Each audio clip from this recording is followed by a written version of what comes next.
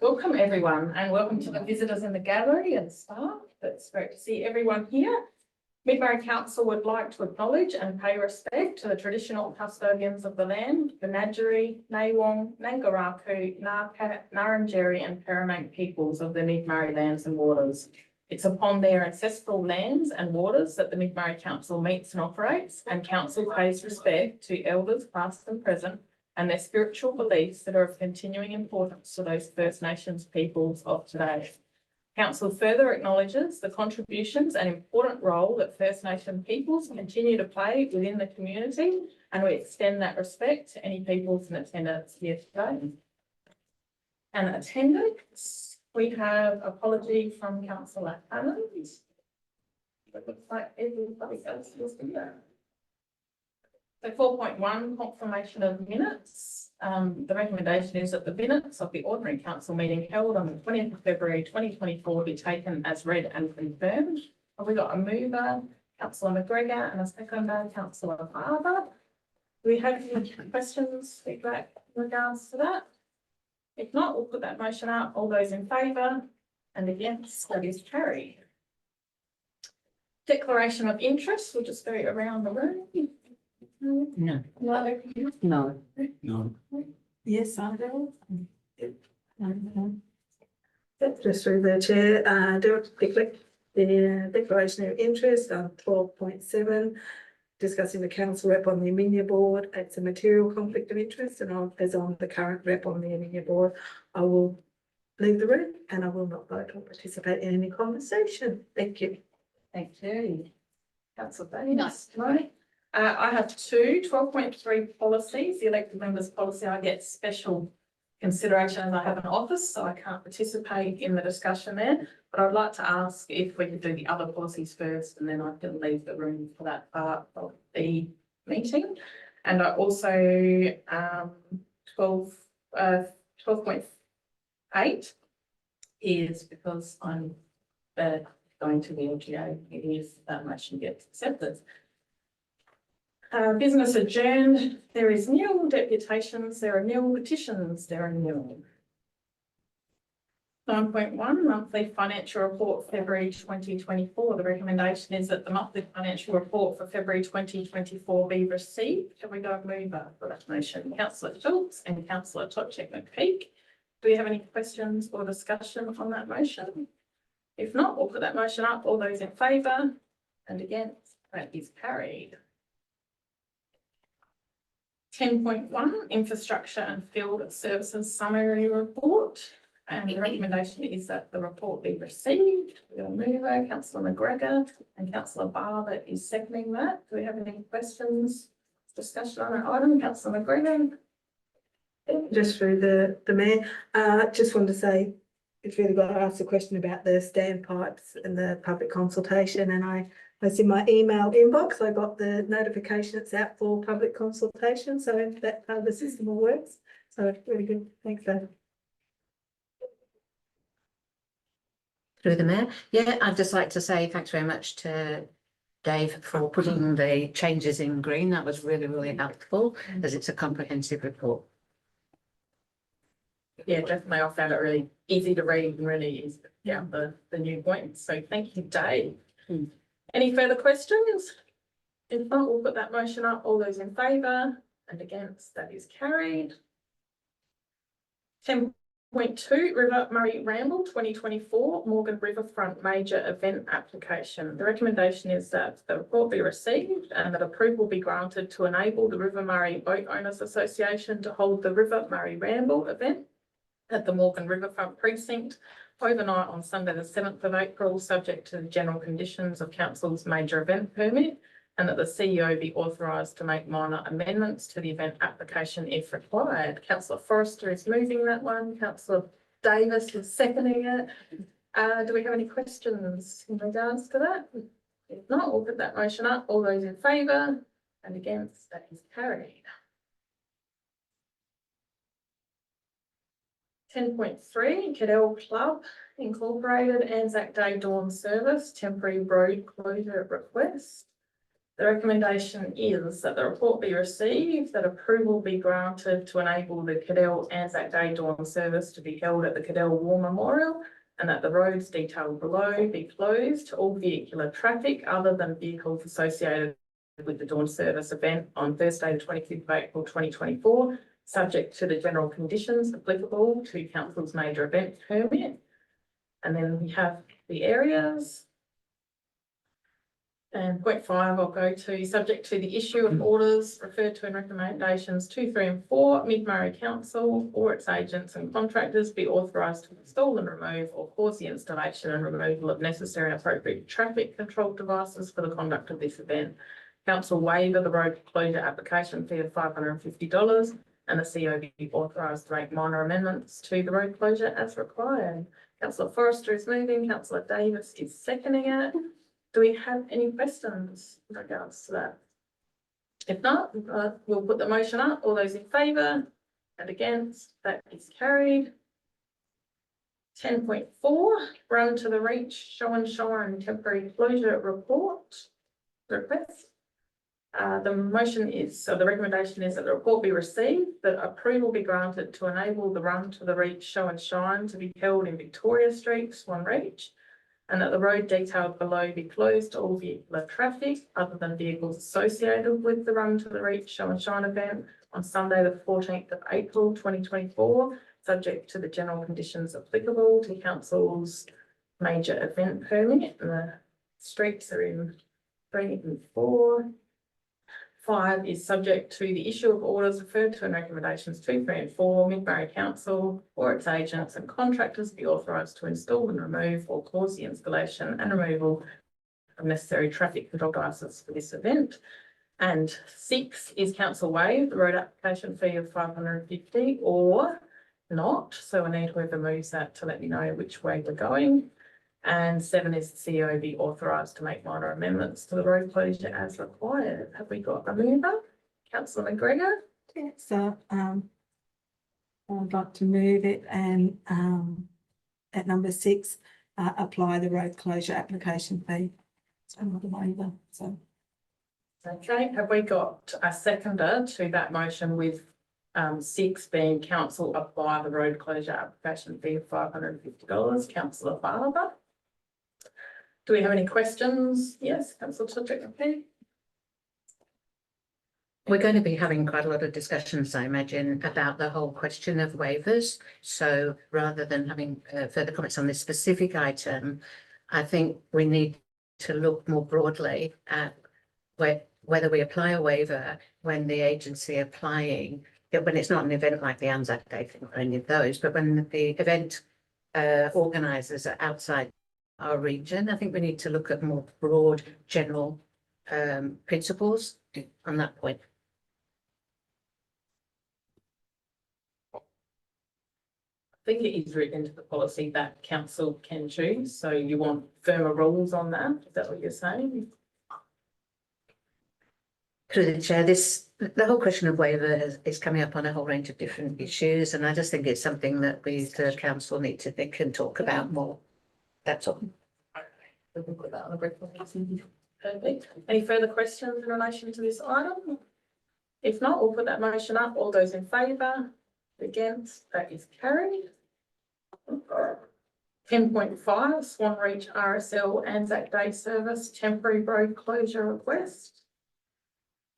The recommendation is that the report be received, that approval be granted to enable the Swan Reach Anzac Day Dawn service to be held at the Swan Reach Soldiers Memorial, and that the roads detailed below have temporary traffic controls and speed restrictions to all vehicular traffic other than vehicles associated with the Dawn service event on Thursday, the 25th of April, 2024, subject to the general conditions applicable to council's major event permit. And 3 and 4 again include the roads and rules.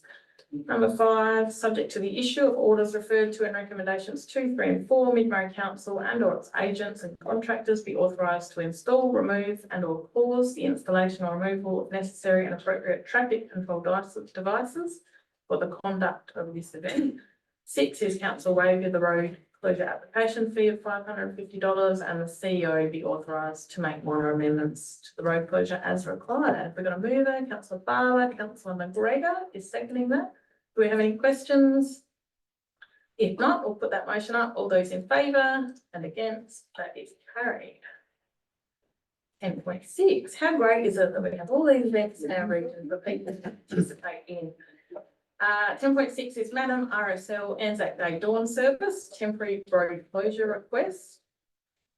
The recommendation is a report be received that approval be granted to the Madam Anzac Day Dawn Service to be held at the Monument Corner Madam, and that the roads detailed below have temporary traffic controls and speed restrictions to all vehicular traffic other than vehicles associated with Dawn Service event on Thursday, the 25th of April 2024, subject to general conditions applicable in the council's major event permit. And the roads are there and the rule exemptions are there. And number 5 is the same, so I'm not going to read that again. Number 6 is council waiver the road application fee of $550.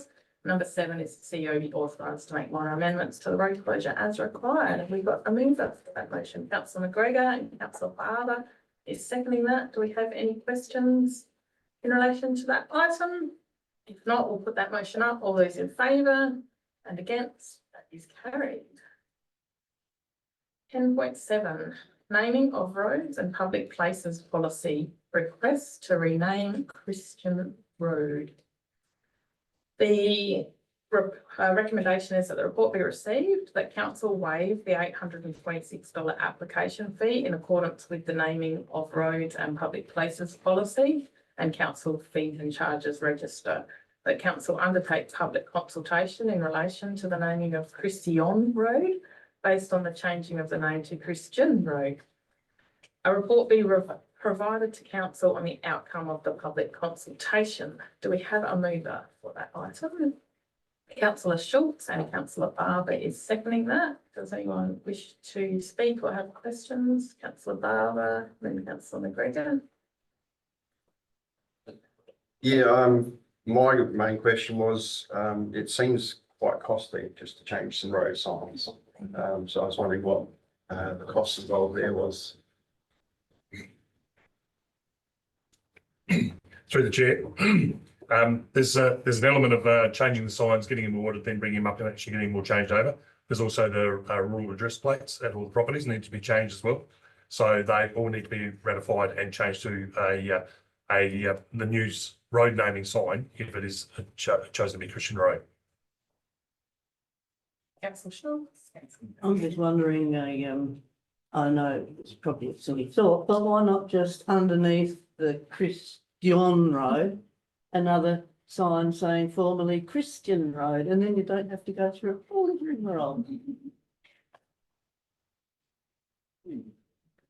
Through the chair, it probably doesn't allow for the gazettal process. What council did at the time was lodge Christian Road. Unfortunately, through a typo somewhere along the line with the department, it got changed that way. There's been an element of correspondence received to council where a person by the name of Christian and other names have come up and said it should be Christian Road. And I suppose we're just going to go through the process to ratify what council's previous decision was and whether the people that live on that road still want to change it to Christian or Christian Road. It may not get changed. We don't know what the outcome will be yet. Can I just, Oh, yeah, sorry. I think the Christian was as in like Christians Reserve from that councillor named after that family, probably. Yeah, through the chair in response. One of the letters of correspondence came in that there was a elected member at the time back in the early days, and that a person by the name of Christian actually died in a car in a plane crash out that way. So there is a little element of history leading towards Christians in that area. Just through the mayor, I just wondered when we're waiving the fees, that is that sort of to the government body that takes the fees, but we don't have to pay. Council doesn't have to pay those fees. Through the chair, that's the council's fees and service charges for an application. So if someone came in and said they wanted to change a road, that's an application fee to actually initiate it. in this instance, because there may have been a administrative error somewhere along the line, we're probably deeming that it's appropriate to waive the fees. But the element of actually lodging it goes through right the whole process through the gazettals, and as detailed in the report, goes to all those other emergency services. So just through the chair, just to clarify, there's no cost to council. We don't have to pay costs, they're our internal costs. Any further questions? Councillor Tudor. Just a quick principle one, really. If it was the Department of Transport error, why don't we just refer the complainant to the DIT?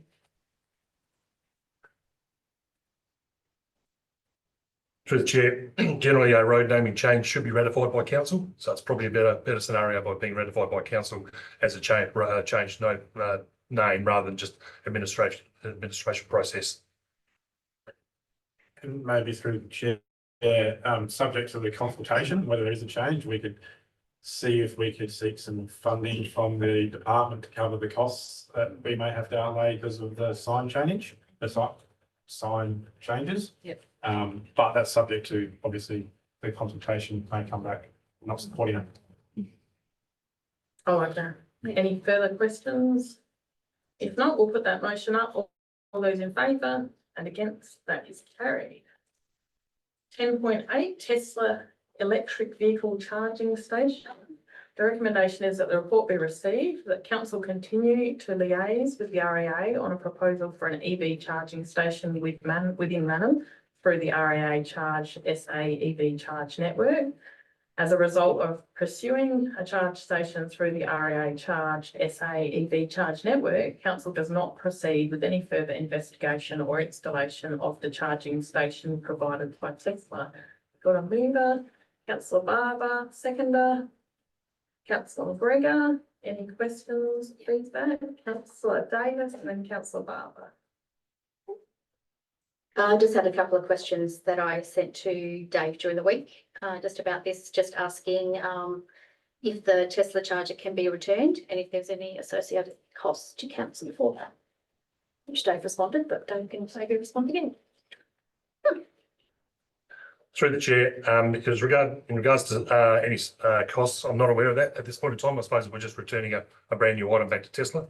And as far as repurposing, there is a possibility that it could probably be repurposed. We don't know. I don't know the great deal about the electric charging stations, but whether it could actually work from someone who actually has a battery that could charge their own cars at home, it may be able to be saleable, or could be used for future use if council goes down the path of an electric vehicle. Could be housed at the depot. We're not sure what that would repurpose, but I suppose we'll investigate those matters. Through the mayor, that was actually similar to my question. I was going to ask what we're going to be doing with the existing unit. So that's answered my question anyway. Thank you. Perfect. Any further questions on that item? If not, we'll put that motion up. All those in favour and against, that is carried. 10.9 has been a busy month for you, Dave. Speed limit, Purnong Road, Manham. The recommendation is that the report be received and that council endorse the Department of Infrastructure and Transport's recommendation to apply a 70km/h zone in place of the 80km/h zone on approximately 3-kilometre section of Purnong Road from Manham, and the first signatory on the petition tabled at council be advised of this recommendation and endorsement to apply a 70km/h zone. We got a mover for that. Councillor Toczek-McPeak. And a seconder, councillor Barber. Do we have any questions? Councillor McGregor. Just through to me, I just wanted to say I'm really pleased. It's probably the first deputation that I've seen that has actually forwarded to a good outcome. And so to see that process play out is really, really good. So yeah, I just wanted just really good to see that process. Thanks. Thank you. Any further questions, comments, feedback? If not, we'll put that motion up. All those in favour and against, that is carried. 11.1, revocation of council assessment panel complaint handling policy. The recommendation is that report be received and the council assessment panel complaint handling policy be revoked. We've got a mover for that. Councillor Barber, and a seconder, Councillor Davis. Thank you. Do we have any questions in relation to that item? If not, we'll put that motion up. All those in favour and against, that is carried. 11.2, request to waive Bowhill Land Management Agreement, A from F, allotment 123, Providence Drive, Bowhill.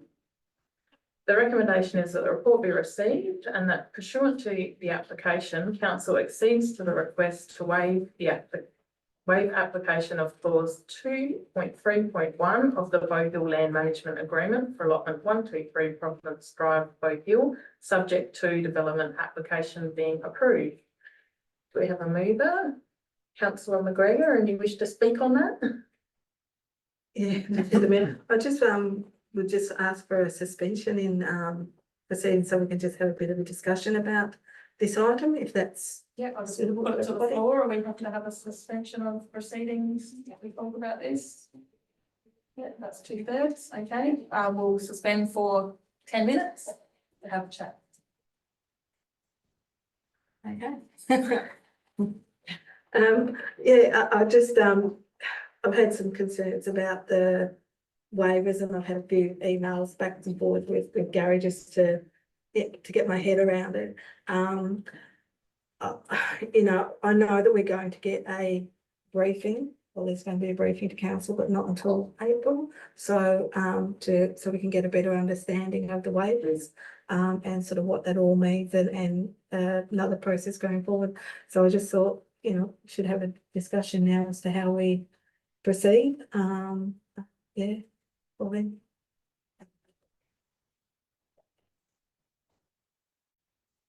Through the mayor. So yes, I think conversation is important. Obviously, there is precedence that council has approved waivers in the past. And I think in terms of the land management agreements, I think there is a good reason to allow the waiver to proceed on the basis that we are only dealing with one aspect of the LMA, which is the setback requirements. And as I expressed at the last council meeting, the fact that the planning design code does actually allow us to give due consideration to those requirements when assessing an application, and our planning officers in here in the chamber if we have any specific technical questions. But fundamentally, with the land management agreement, we are only, like I said, altering one element of that LMA. To open a conversation more broadly would potentially undermine the whole process of why an LMA was first initiated. So in this instance, I think there is logic in allowing the waiver to occur, and the conversation with council is how we can best administer these waivers going forward. So I think in terms of the conversation at the April briefing, it'll be about how we can actually more effectively delegate this process so we don't have to constantly bring these back to council each meeting, and having, you know, the officer or delegation to CEO or myself to be able to authorise these where appropriate. And that clearly is still a process of where it's appropriate. Councillor Page. So, Gary, it's your view really that you need to be able to look at each one on a case by case basis, because we've got several more coming up, obviously. And so we need to have that conversation with you about each of those.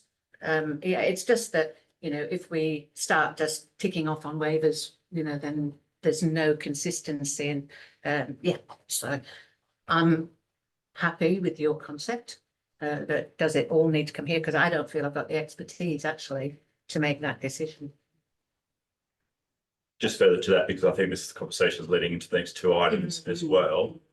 So we've got LMAs, which, like I said, I think are easier to deal with. The mooring and jetty policy, I think, is a more in-depth conversation. So I think in terms of how council wishes to address that is a conversation we need so that we can give better clarity to planning officer as to how we handle those. So in terms of that briefing, it'll be more about, do you want to strengthen it? Do you want to relax it? Or do you want to strengthen it in a location? So I think we'll be looking to bring back some ideas as to how that policy could be refined to again give the planning officer more certainty as to when the waiver should be given under delegation. And so just through the mayor, just to clarify, there's a conversation about LMAs and then there's a conversation about the policy, separate discussion because they need to be considered separately. Is that fair, Gary? Any further questions? No, everyone happy to proceed with meetings? Through the chair. So your recommendation, Gary, is the LMA can be dealt with and should be dealt with. We can still have a conversation about how that process looks like moving forward and potential delegations, and that will happen at the April briefing. Correct. But yeah, you're comfortable that we can deal with the LMA conversation today. Yep. And then we can have a conversation about the policy after. Yep. All good to go? They can go back into meeting. We don't need to move that, it'll tell us that. 11.2, request to waive. So would you like to move that, councillor McGregor? Yeah, I'll I think- move it. Yes, perfect. Any seconder, councillor Barber? Do we have any more questions on this item? If not, we'll put that motion up. All those in favour and against, that is carried.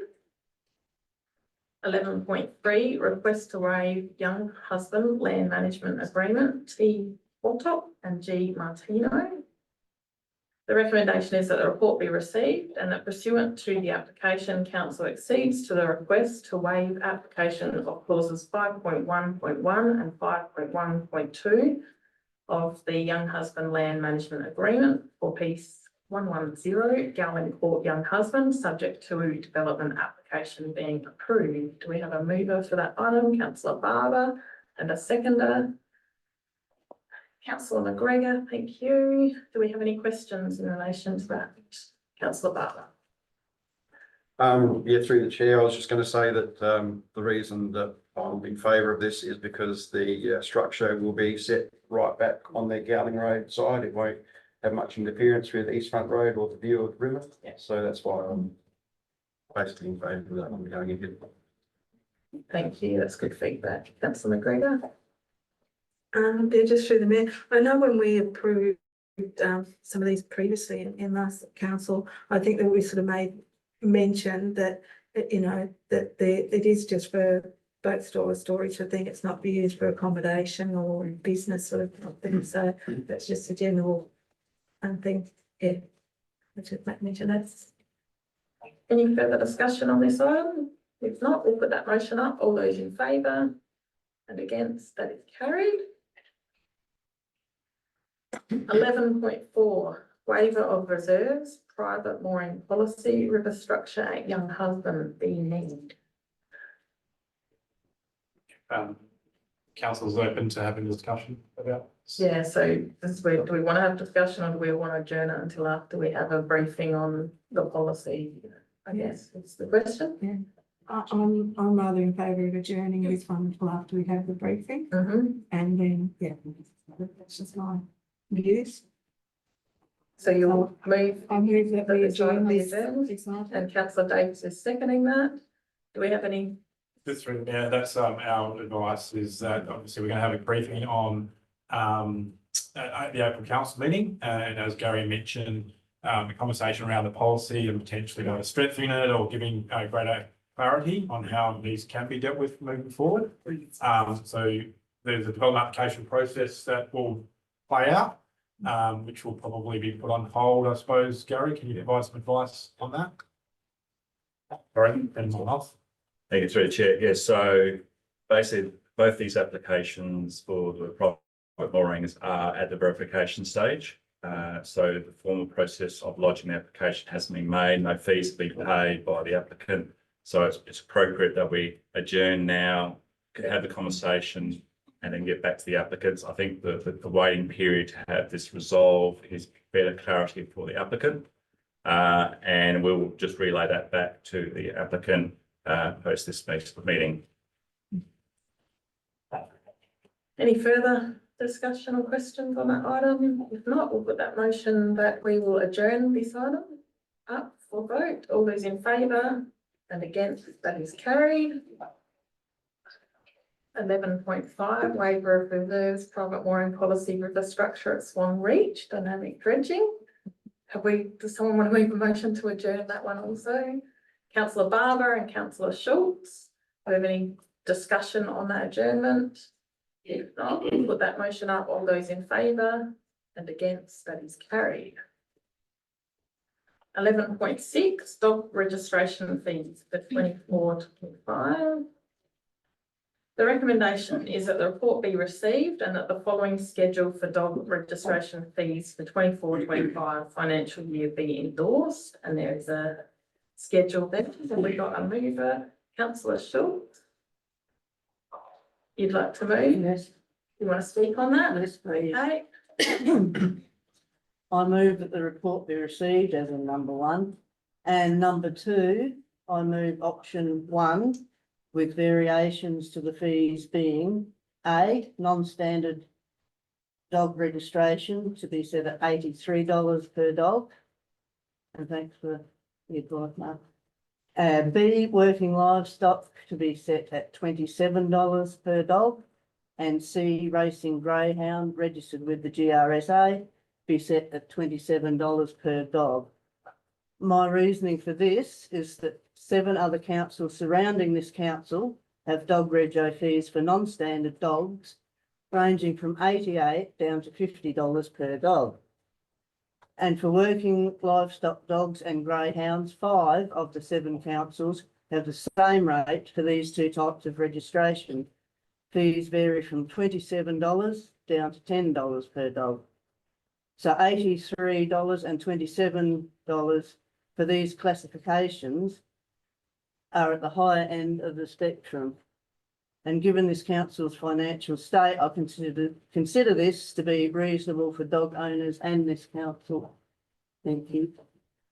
So do we have a seconder to that motion with the dog non-standard fee changed to $85 and the working dog and the greyhounds to be changed to $27? Councillor Glasgow is seconding that. Do we have any further discussion or anyone want to speak? Councillor Fletcher. Thank you, through the mayor. Yeah, I was just interested in the impounding fee. Again, I think if we looked at some of the other councils, they charge a bit more. So I think they could maybe do that because we do have a lot of, I mean, I don't know whether it's the same in other towns, but in Manham, it's an endemic problem, isn't it, of dogs getting out. So we sometimes run out of space. So I think we could increase the impounding fee, and I would take advice on to what extent. Check with the leader first, maybe. Yeah, through the chair. As for capacity, we are actually surprisingly very rarely at capacity. We did increase from $60 to $65 last financial year as a covering the cost of officers because we need to attend to the dogs once, if not twice a day, depending on the weather. The numbers off the top of my head, we had approximately 6 impounded for 1 to 3 days last or during the current financial year. So the numbers are fairly low. Can certainly have a look at the increase in the impounding fee and also the daily holding fee. From a financial perspective, it's not going to bring in much money at all. Yeah, no, I also think we're looking at deterrence. Yeah, through the chair, that is one of the deterrents that is in there. So if we have, and that's per dog. So if you've got someone who's got 2 dogs out, you get $130 there. Additionally, they have expiation amounts that they are receiving. So a dog wandering at large, that's 210. So one thing that we look at when potentially increasing the impounding fee is the actual deterrent and the viability of the person being able to pay those fees prior to having them released. We have had on occasions where people are not able to pay the impounding fee and registration fee must be paid prior to the release of the dog. And if you have a non-standard dog or multiple non-standard dogs, the potential for people with lower income or other issues not claiming those dogs does increase there. So there's certainly something for consideration, but we can look at increasing. I don't know what the appetite is from council on how much of an increase, whether it's just a gradual one this year and progressively we look up. There are some councils where it is over $100 per animal to get them out. Additionally, can consider an after hours component. So if a dog is picked up outside of normal working hours, having a higher fee there for the increased cost that council does incur on that. That's a lot to consider. Mover and seconder, your thoughts? Probably it would be better to leave it as it is at this present time, since it went up last time around. But maybe we should have a think tank in the future on that. Yes, so possibly it comes back to council. Councillor Hammond, who's not here today, did send a message in just saying that she looked up Murray Bridge. They're charging $75.50 for impounding and then $25 each day, and they're a sustainable council. So I think in one of the briefings you did, you said this area is in surplus, but in this report, it's not in surplus. So I think it probably would be good to come back and have a look at some of those other fees before the financial year, end of financial year. If everyone's happy with that, any further questions? If not, we'll put that motion up with just those changed fees of the non-stated fee of $83.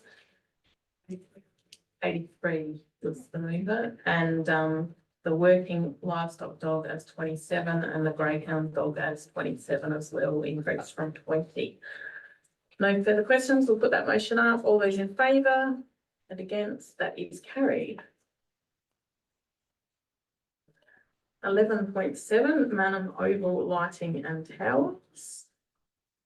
The recommendation is that the report be received, the CEO and or their delegate be authorised to obtain an engineer's report on the lighting structures, including guidance on controls or actions to mitigate risk.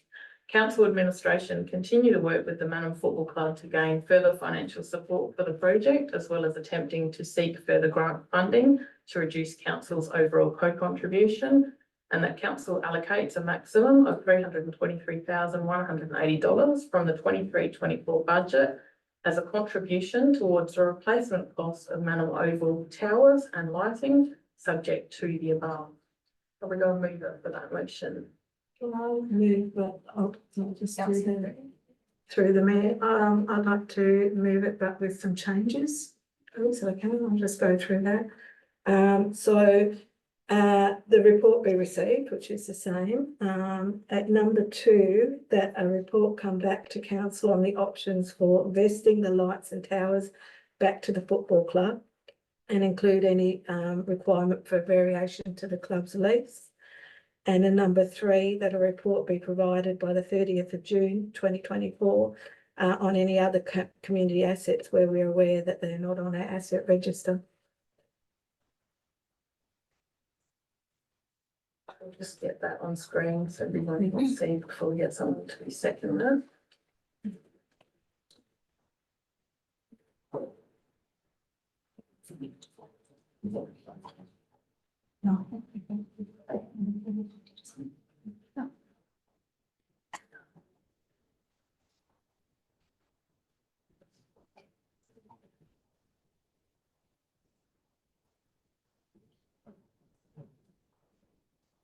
So an alternate motion has been offered and we have a mover. Do we have a seconder to that? Councillor Schultz? Do we have any questions or feedback, or does Ben want to speak on that?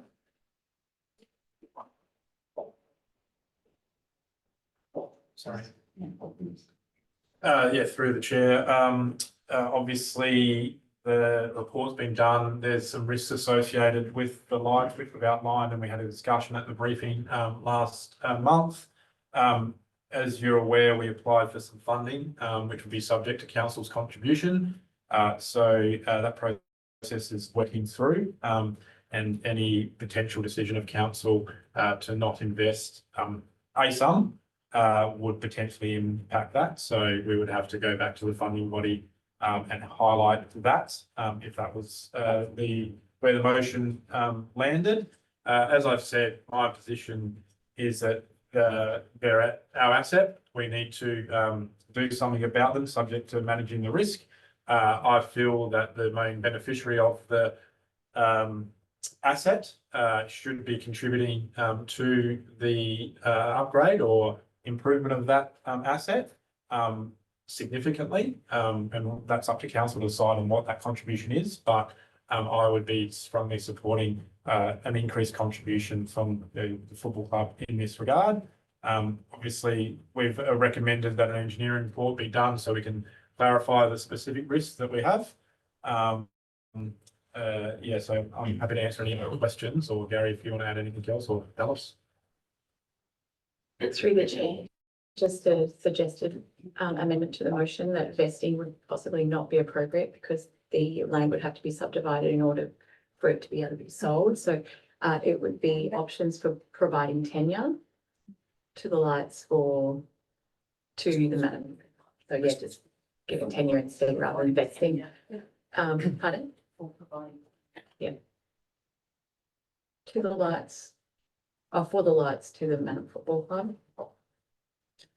There's like a number of issues regarding vesting. Okay. Yes, there'd be implications in that. So at least if there were licenses or leases, and to take note, obviously that would be by agreement with the football club. So I'm not quite sure that they would like to take or have be vested with an aging asset at this stage.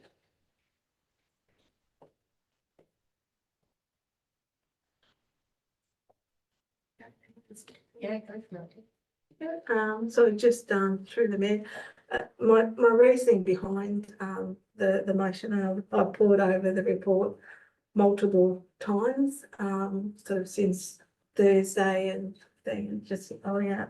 I keep on landing at the fact that, you know, our current financial position, given our ASCOS report and the seriousness of that, and in general, we have not had the appetite of this elected member body for going with sort of funding that we've sort of elected for no match funding, unless it's really absolutely imperative or sort of an imperative nature. So that's sort of a general thing I feel for the elected bodies. And just in regards to the LRCIP or whatever funding that we did apply for early in the year, and I know that this was it was sort of brought up in mention about the oval, but there was not a lot of, there wasn't the detail as to why that funding was put forward. But as it wasn't supported by the elected members at that stage either, that we go forward with including that in the funding. It was sort of like an overarching funding for our whole council region, which is very diverse. So, you know, and I just, you know, those sort of what I keep on coming back to is, you know, those sort of core values that we've sort of agreed to as council. So that's just where I land. Thank you. Through the chair, I do think that on that motion that number 2 should be included, because we do need to actually get our report. I mean, you know, it is our asset. I really don't believe in giving it to the football club really is a viable option, to be honest, because I'm looking more strategically down the path. They did submit their financials a little bit, but I mean, an overall, which I've mentioned, I look at the MyPo sporting complex that have just combined and got huge grants. I think that's something that, you know, when you look here at number 3, council administration, if they're going to waste time doing that, they should now be really looking at how we can do exactly what MyPo did and litigate these community groups together to, you know, combine as one, and then it's a feasible thing to look at. Do you know what I mean? With more grants, because you're going to get more bang for your buck, is what I'm thinking. But that's, you know, longevity. But I do think that we do need number 2 in this to get an informed decision regardless before we even look at number 4. So I am in agreement with that.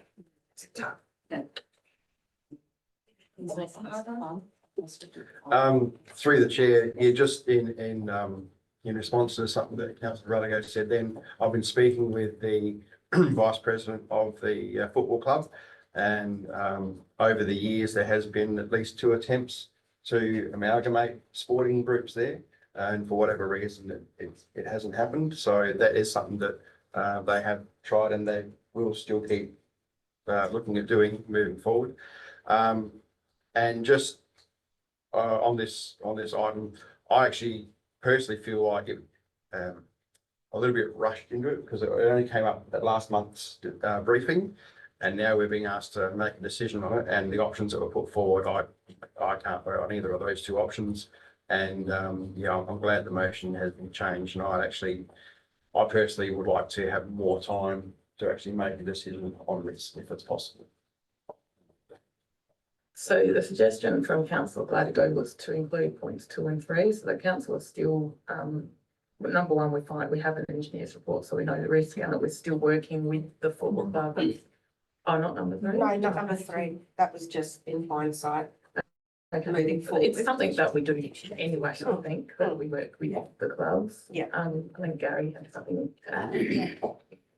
Just through the chair, if item 4 is not to be supported, I would include a additional resolution that it withdraw its grant application, because obviously that has to be matched. And we believe that the application has been successful. So on that basis, you would have to actually withdraw that application.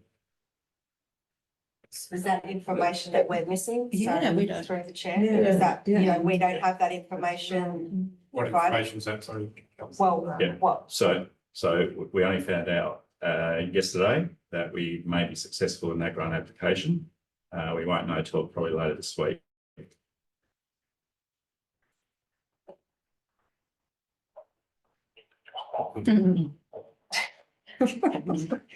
Through the chair. So how much did we actually pay for, and what would council's co-contribution be? Through the chair, we don't know that. It is a confidential announcement at this stage. So we can't give you the figure. So the application we applied for was a 10% contribution from the grant funding towards the application. So we're not aware of whether we've been successful or not, and there'll be an announcement made this week as well, understanding. So it's a 10% application. 10% contribution from the grant funding.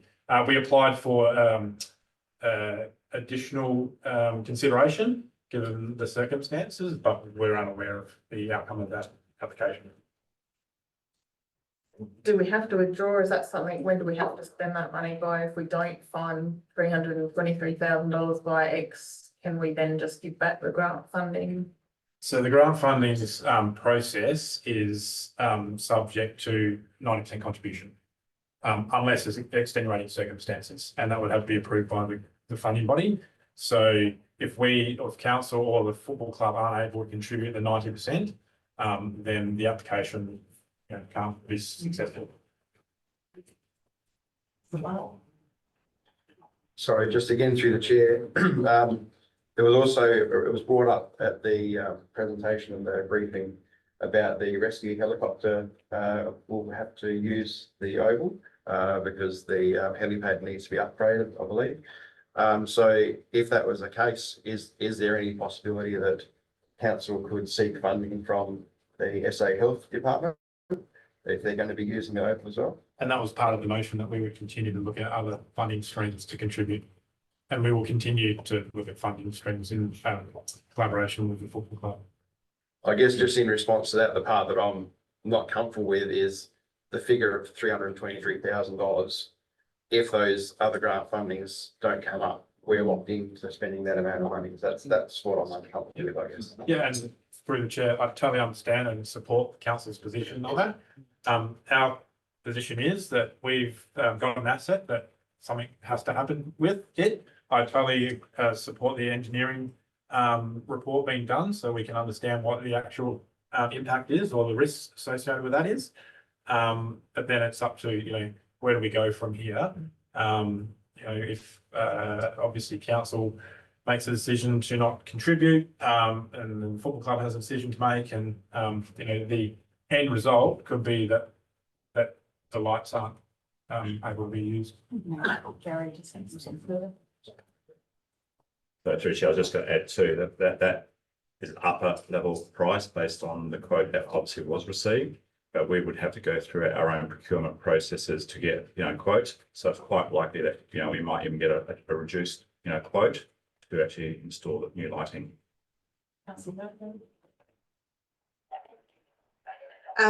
Like just regarding like number 4, I mean, it's hard then when it comes that we can't make an informed decision when we don't actually have proper figures. That's sort of what gets my goat up a little bit. My question would be regarding number 4, from the budget.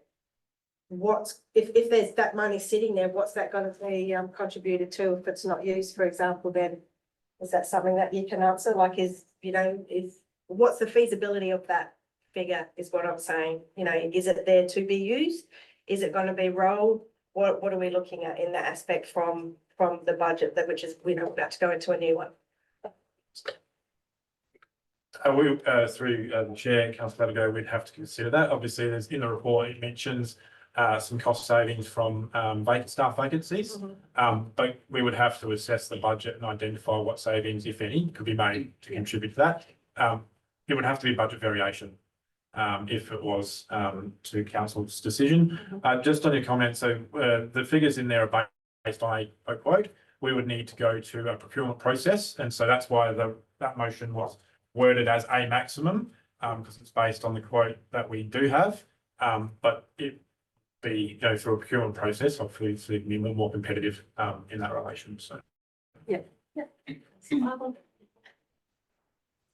Just in response to Ben's statements earlier, I also agree that council does have obligation because it is a council asset.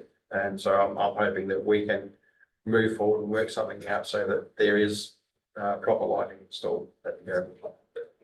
And so the only other comment on the audit, so the audit's already in process. I think that was one of the motions that were put in there. So we've already started as part of our processes to review all of our sporting and recreation facilities, review that compared to our asset management plan to make sure that they are contributed, because unfortunately this process hasn't been done by previous administration and councils. So we want to make sure that we are aware of the challenges and also the costs that we have to consider in our asset management plans and our long-term financial plan. Councillor Davis. Through the chair, I know that we're talking about replacement here of the light towers and the whole thing. Have we actually looked at replacement of just the lights that don't work? Have we looked at that sort of quote? Because we seem to be looking at worst case scenario with 300,000. But I don't think, I wasn't at the briefing, but I had a look at it. Have we costed the cost of replacing? I know there's lights that don't work. Have we costed that at all? Has that been part of the quote? Yeah, the issue, sorry, through the chair, the issues with the light towers and the risks that they're associated with. So that's why we want to get an engineer's report to confirm the information status. Yeah. Through the chair, the conversations I've had with the vice president is the existing lighting, you can't actually get parts for anymore, I believe. And the towers are not suitable to put any new structure on top of the towers. So it's the towers and the lights. Okay, we have a recommendation that councillor McGregor's moved, councillor Schultz has seconded. Councillor Glasgow offered to add that extra point that the CEO be authorised to obtain an engineer's report. Are you happy with that as the mover, councillor McGregor? I'm happy that that's And the seconder is happy with that. I think clearly number 4 isn't in the motion, but it doesn't say that council's voted against that. So it could come back to council once we have clearer figures. So council. Can I just put the request forward then to, like, on top of the engineer's report, while we're, dabbling in it already, can we then get quotes? Our own, like we get our report and then council straight away, otherwise we're going to come back here and discuss it again, and then it's going to be right, now go away and get quotes. So I can come back and go, this is the report, this is the council's quotes. This is what it's going to cost us if there's going to be an announcement, like then we can be looking at those sort of things straight away instead of just moving it along. Let's just get this sorted. And I guess that's where point 3 would come on, because working with to gain financial support as well, so to reduce the. procurement process. So through the chair, the most important thing for council at this point is the fact that it's a risk. So it provides a service to the community. That is a secondary element because council obviously doesn't use the lights, but the risk is the most important element. So you need to have that determined. And I'm so glad that you've included point 2, because from council's perspective, that is the key point to this entire matter. Maybe for a second, do you want to add anything else to it? About the procurement process? No, because our procurement process is our procurement process. No, but we're asking to go through a procurement process so that next time it comes to council, we'll know. Oh, exact so we've got cost. to, okay. Yeah. Yes. Well, Yeah, whether in quotations. the procurement process, we need to obtain quotations to confirm the costs associated with the Yeah. project. Is that councillor Gallagher, that's what you're looking for? Yeah, so that it can just come back and we can just make a decision instead of pushing it again. It's an entire decision. Yeah, exactly. Through the chair, can I be really picky? At point 3, can I say a subsequent report be presented to council on options to providing tenure? But you could include that, on tenure as well as the results of the procurement process.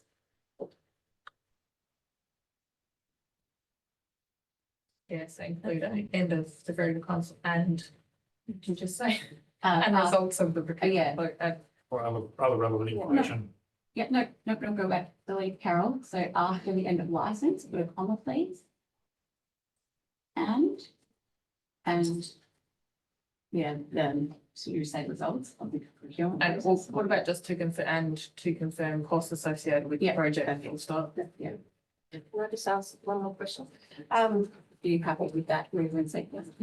Hang on, just in case there's more. Yeah, just hold on, then, just regarding like, the information that we don't got about this possible announcement. Is that something that's gonna be time factorage, or is it just gonna be like, bang, you've got this, make a decision? Do you know what I mean? Like, are we going to be jeopardizing that, prolonging this, or is that like, yep, you've got it, so then we can actually now go away and re-quote it properly? Is that gonna be a factor, is my question. I think we'd go back to the funding body and ask the timelines on that, councillor Gallagher. We don't know. Yeah. And we would want to confirm that we've still got a process to run. Yeah. The announcements or the decisions, or we don't have that information, Yeah. so. But what I mean is like, the financial amount that you put forward, as in getting grants, if you're gonna get your engineers on board and re-quotations and it's gonna be less or more. Yeah. You know what I mean? We don't have an accurate financial figure for that is what I'm saying. Yeah, so we base the application on the quotes that have Have been, already been done. yeah, and so we would need to go through that process. Look, we want to maximise funding Yeah, contributions. Yeah. And that's what conversations will have up as a result of this. And our application in that grant funding, and there's other grant fundings that we will look to apply, was based on the council had to make a decision Yeah. to support it, so we clarified that, so. The chair, mover and seconder, potentially could defend the proposed costs and potential contributions or Yes. co-contributions associated with the project, because that's obviously, it's bringing in number 3 from the original motion regarding working with the football club to gain further financial support.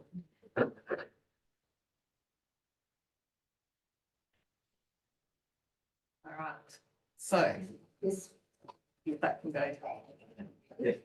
So just checking with the mover and the seconder, the motion that's on the table now is the report be received, the CEO or their delegate be authorised to obtain an engineer's report on the lighting structures, including guidance on controls or actions to mitigate risk. A subsequent report come back to council on options for providing tenure to the Manor Football Club of the lighting towers, including any requirement to vary the club's licence, and to confirm the proposed costs and possible potential co-contributions associated with the project. A report be provided by the 30th of June 2024 on other community assets that we are aware of that are not on our asset register. Mover, are you happy with that? Shouldn't have been named. Yeah. A report be provided by 30 June, just take out the TH. Yeah. Any other community assets that council, On community assets, for instance. yeah, on community assets.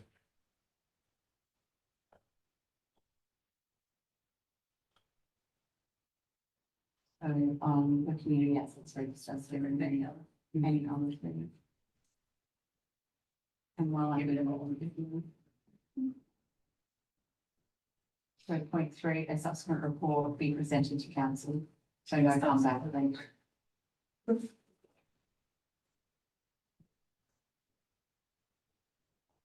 Okay. Is there a time on that one? Sorry. Like, would that be next meeting or? Might not To have to commence the procurement process. Are you talking about 3, councillor Gallagher?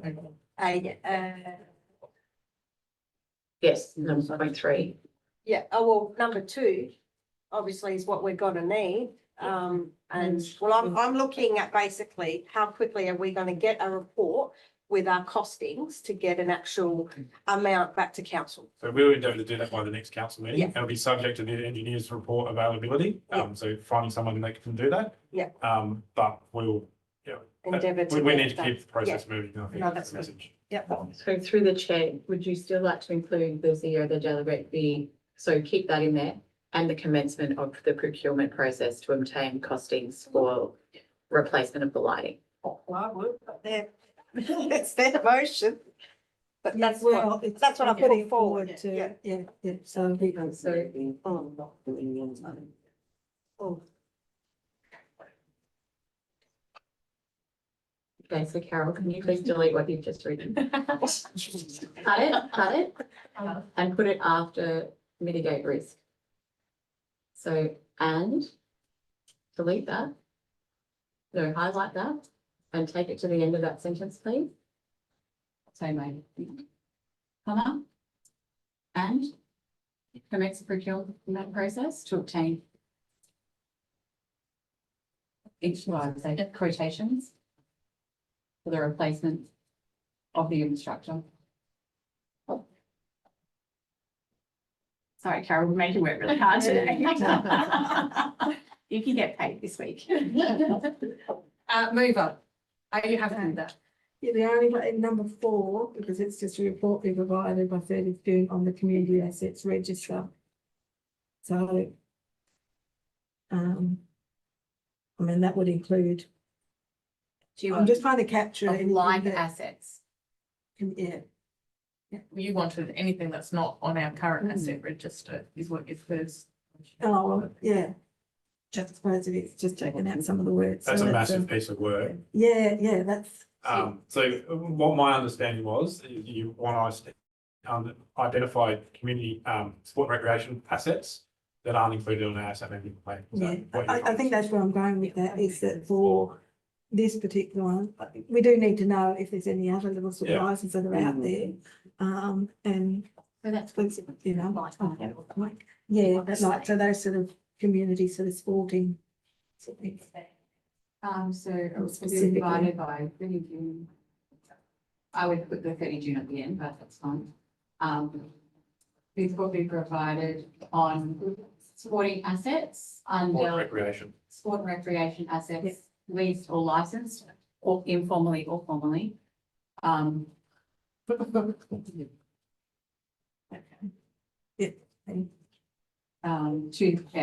the community by 30 June 2024.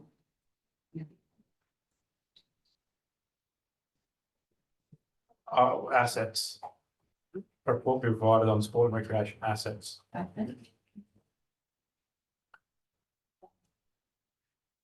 Leased or That licensed. are leased or licensed. is that like that?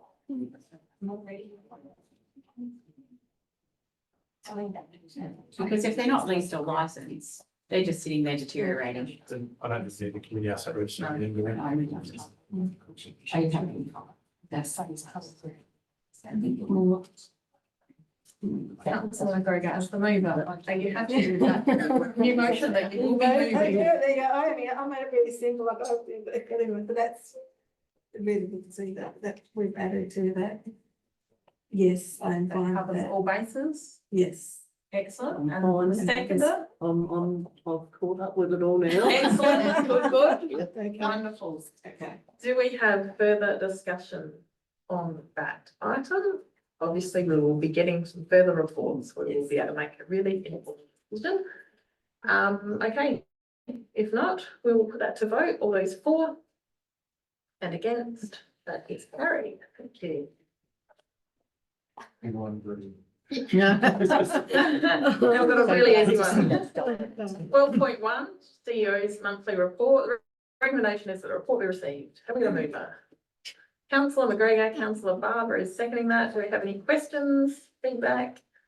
If not, we'll put that motion up. All those in favour and against, that is carried. That was like a wave then.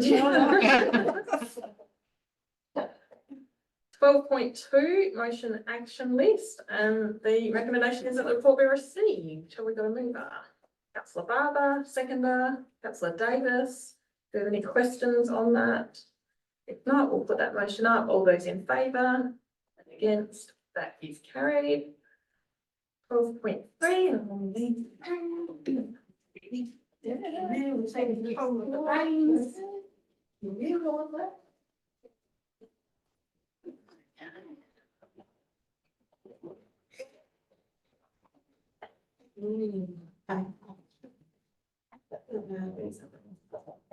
I think that. Alrighty, they're going to hear me clear enough? Okay, so 12.3, the recommendation is that the report be received and that number 2, Mayor Simone Bailey be authorised to attend the National General Assembly of Local Government to be held in Canberra from the 2nd to the 4th of July 2024 and the Australian Council Local Government Forum on Friday, the 5th of July 2024. Do we have a mover for that? Councillor Davis and a seconder, Councillor Barber. All right. Is there any discussion or anything on that? Yep, Councillor Barber. Yeah, I think it's valuable to our council for the Mayor to attend because the networking that she was able to achieve last year was very beneficial to our district. So I'm in favour of her attendance. Yes. All right, that being the case, we'll put it up for a vote. So all those in favour? Okay, and against? None? That's carried. Thank you.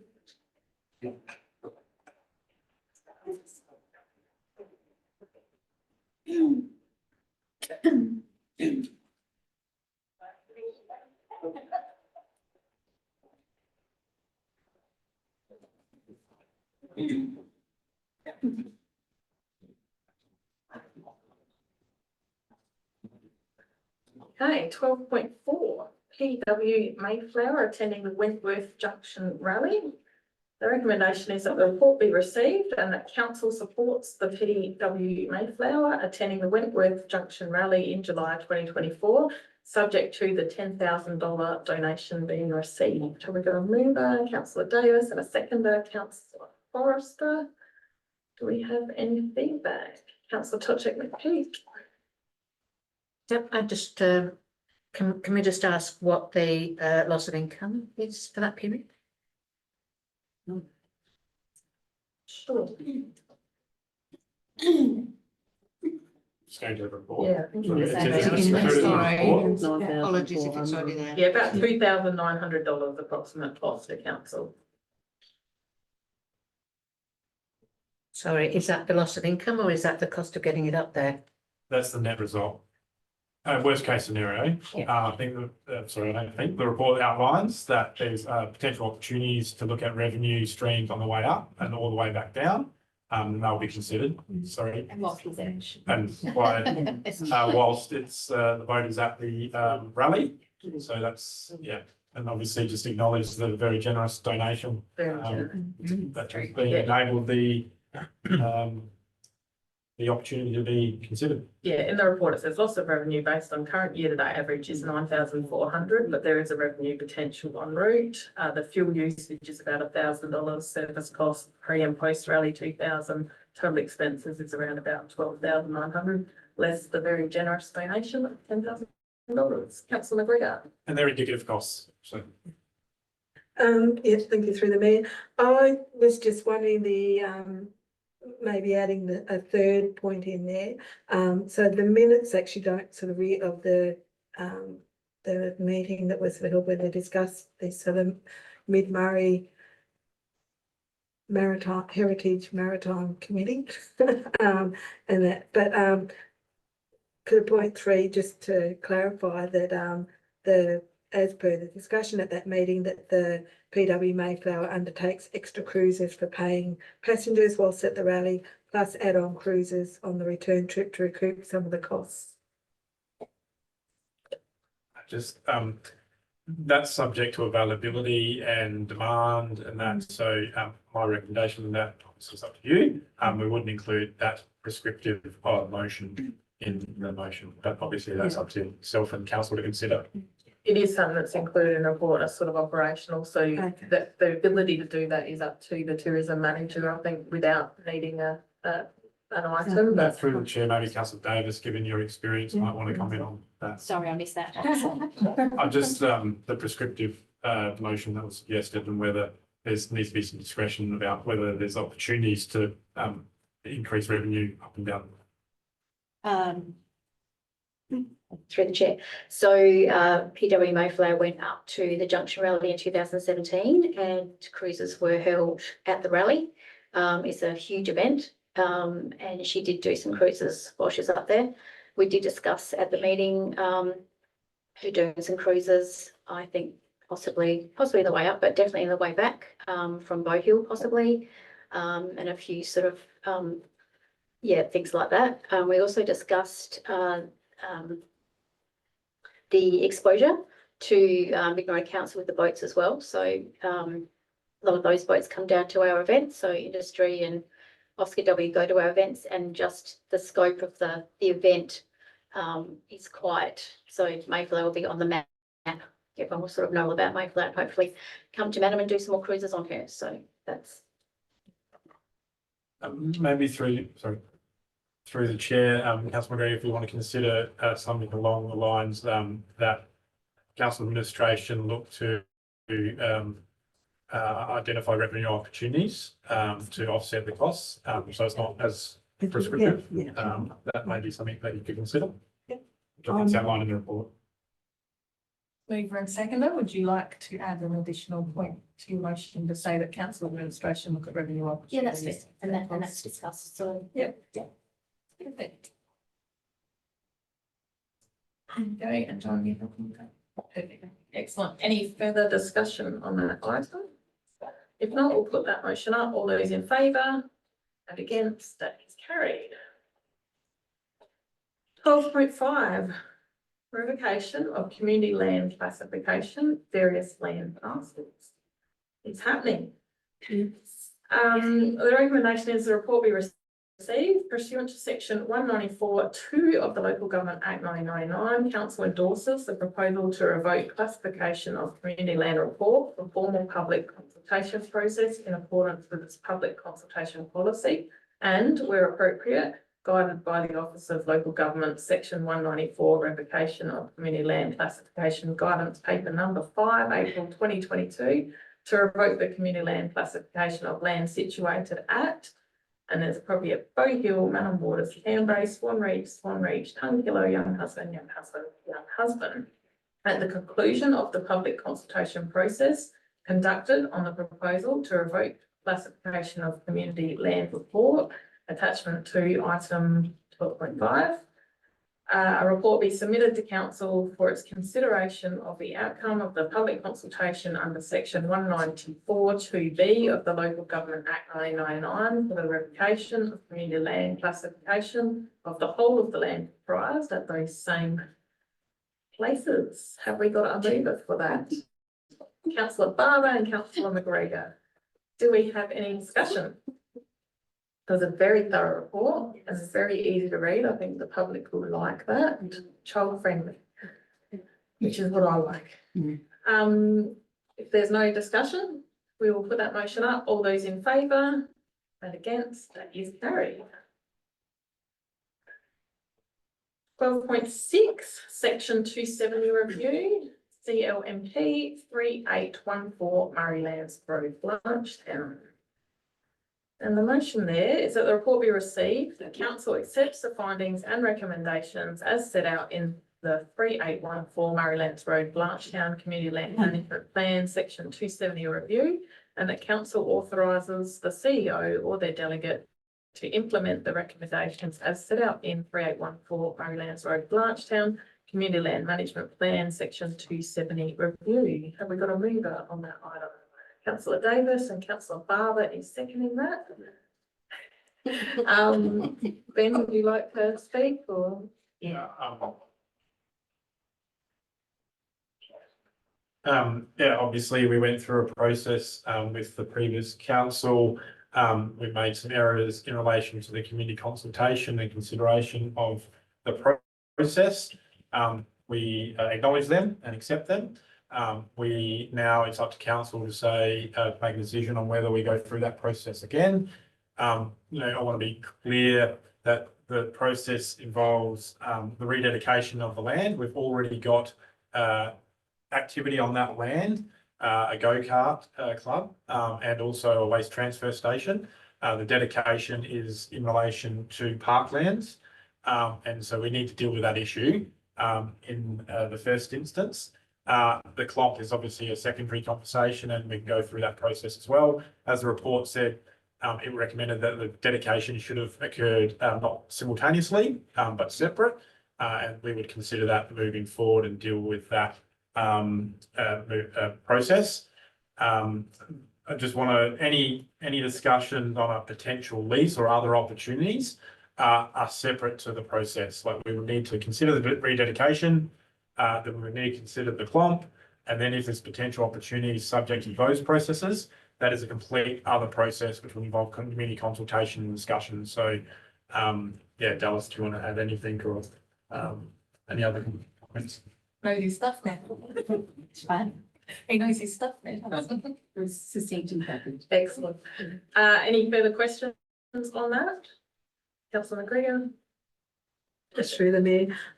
Thanks for that, Ben. That sort of covers the queries that I have, because it was the one was what have we learned? What's the take home from this? So it's really good. It's probably one of the worst kept secrets in the council about the review, not from our point of view, but from out in the public.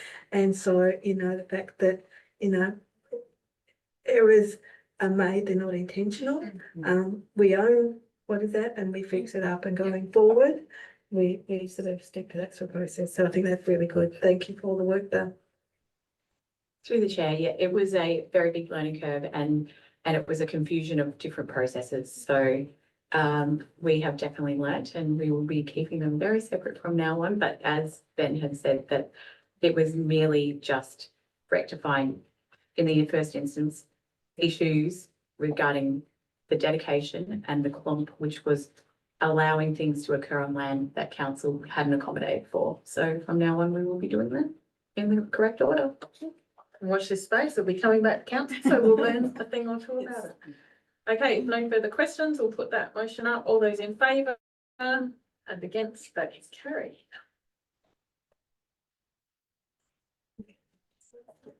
12.7, you can have my office. Council representation on external committee, Mid Murray Homes for the Aged. The recommendation is that a report be received that council accepts Councillor McGregor's resignation from the appointment as council's representative on Mid Murray Homes of the Aged board, and notifies the board of the resignation and advises the council will not make further nomination to the board. A request is presented to Mid Murray Homes for the Aged, encouraging the amendment of the constitution for the deletion of clause 8, which sets out an option for the local government nominee for the Mid Murray Council, and amendment to clause 24, removing Mid Murray Council as the recipient of surplus assets following the dissolution, and a more appropriate entity being appointed. And I've just realised I have a conflict of interest because I'm on the board of Mid-Mary Homes for the Aged. So I'm going to declare a conflict of interest and also leave the meeting. So through the chair, we will have to appoint an interim chairperson. So, Say for that. yeah. That's done. Yeah. Given that our deputy mayor is also out in the room, just a call from. Sorry, who might- Oh, sorry.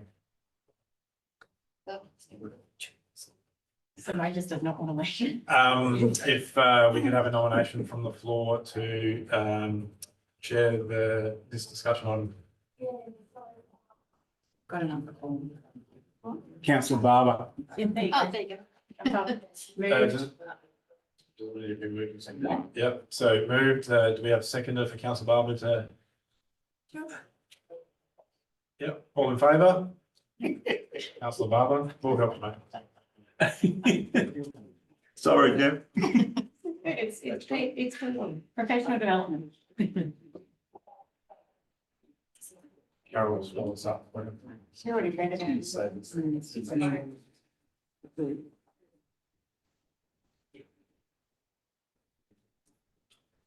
Okay, there's a recommendation that the report be received. Council accepts Councillor McGregor's resignation from the appointment as council representative on Mid-Murray Homes for the Aged Board and notifies the board of resignation and advises that council will not make a further nomination to the board. Point 3, a request is presented to Mid-Murray Homes for the Aged, encouraging an amendment to its constitution for the deletion of clause 8, which sets out the option for local government nominee from Mid-Murray Council, and amendment to clause 24, removing Mid-Murray Council as the recipient of the surplus assets following dissolution, with more appropriate entity being appointed. Do I have a mover and a seconder here? Councillor Schultz and Councillor Forrester. Do we have any discussion on the matter? No? Okay, I'll put that motion forward. All those in favour? And against? Motion is carried. Thank you. And I like that Carol followed you with the cursor. We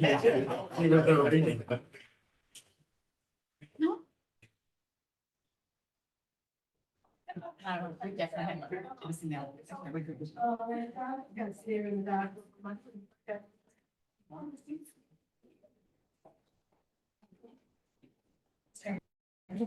we didn't consider that when we met yesterday, Simone.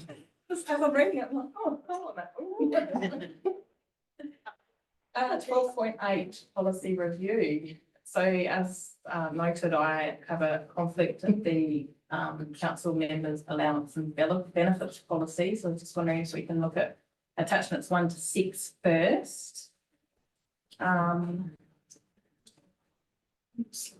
So if I can have somebody, if that's okay, to move just points 1 to 3 first. Yes, councillor Davis is moving. Councillor, who's going to second? Councillor Barber is second. Do we have any discussion for the? Yeah. I just asked a question, Dallas. Yeah. Should we do point 1 first, which is the report we received? Yes. Okay. And so we'll do it in 3 lots. All right. Yes, if that's okay. All right. Sure. Okay, so councillor Davis and councillor Barber are moving recommendation 1 that the report be received. For receiving the report. Do we have any questions in relation to that? If not, we'll put that item up. All those in favour and against, that is carried. Okay, can I have someone move that the revised risk management policy version 5 be endorsed? Councillor Barber and councillor Davis. And councillor McGregor has a question by the looks of it. Yeah, of course she does. I'm just wondering, if we could, add to the motion, if the thing is that the attachment sort of be reviewed by the Audit and Risk Committee at their May meeting before it's been endorsed by council, because there are some changes in the policy, particularly with the amounts and the risk against those amounts, which to me, and I wasn't at the audit and risk, but I don't think was, I've gone through the agenda and this briefing, it wasn't actually discussed, or this document wasn't brought to them to discuss. It was in the agenda, I think, the mention of it, but I'm just, it just, to me, it just doesn't sit well with these big changes. I know the local governments or associations, sort of, those sort of changes are probably in line with that, but just given our financial situation, I'm a little bit hesitant on that.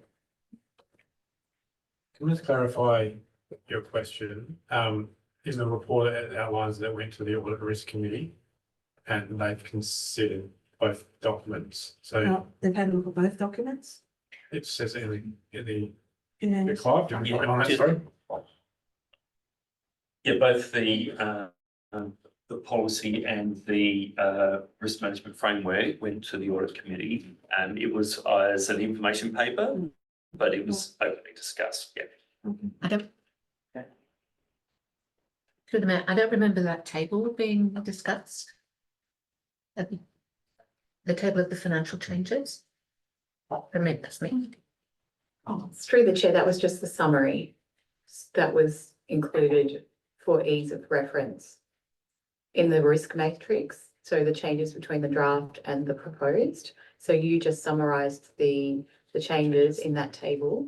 And so as discussed previously at our workshop, this was brought to audit, but because it was not a decision report, it was an information report. It didn't instigate for it to come to council for adoption as a policy report. So that's why we're fixing up that little blip. So normally that would instigate, if it was a decision report, it would instigate us to put up a policy report separate. I just want to clarify though what you're talking about, Councillor Pekin.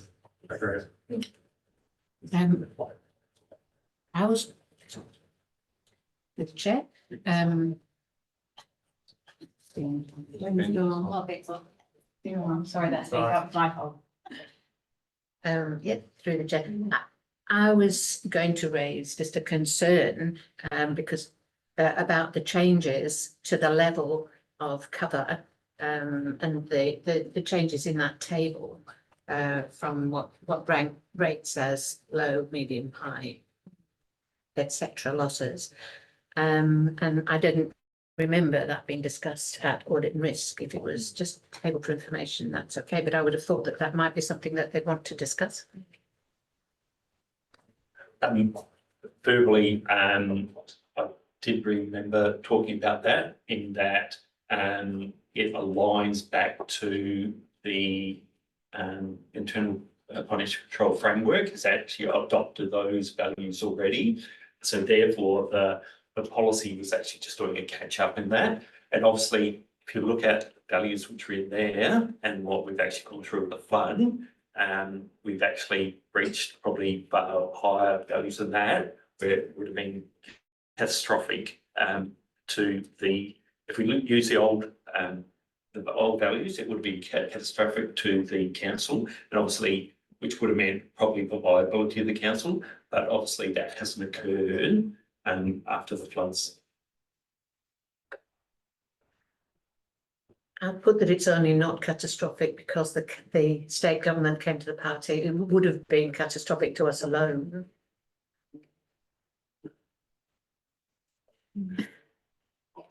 I still think that the values which are in there were grossly understated to the sustainability of the council and what it was able to whether I suppose, yeah, and when you take into account, I think we had about the $2 million overall cost to the council, so that would have been in breach. That would have actually reached the catastrophic, even just our contribution.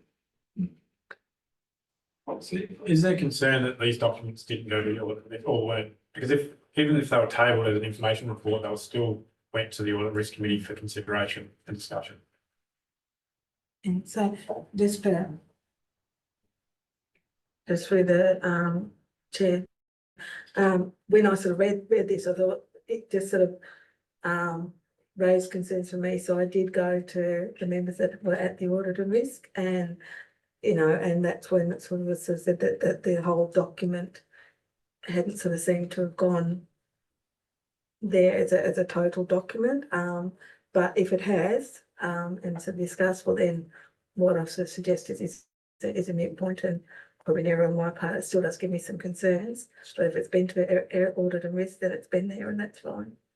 So there's one thing I'd like to confirm that, so we're not, whether Clive can do that, whilst we're having conversation. Or we, maybe hold this one over and we come back with another report to confirm that, Clive, what?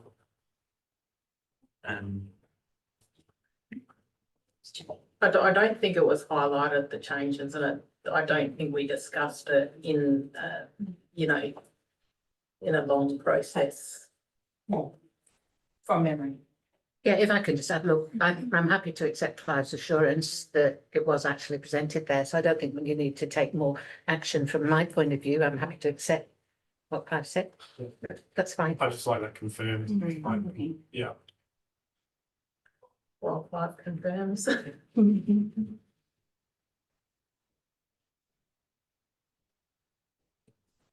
Yes, both in. So it has the current risk matrix and the draft proposed risk matrix.